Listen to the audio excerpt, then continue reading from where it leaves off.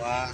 Hi guys, eto nga, nakita ko yung dalawang kambing, nakakatali silang dalawa kasi ang lilikot nitong maliliit na mga kambing.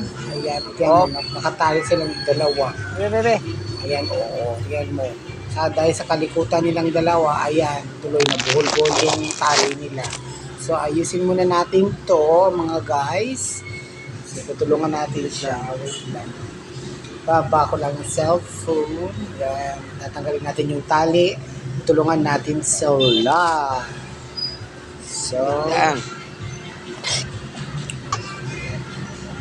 ayan. Okay na sila. Ayan. Natanggal ko na yung tali. Nakaseparate na sila. Okay. Thank you guys. Thank you so much for watching. Safe na yung dalawang maliit na kambing. Ito ko, paborito ko yan.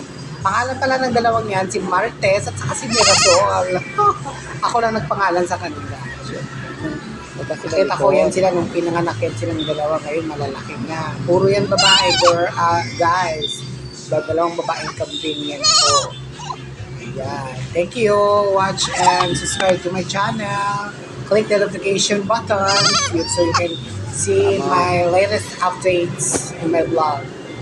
Farm Life ni Ate Ligaya. Thank you so much for watching.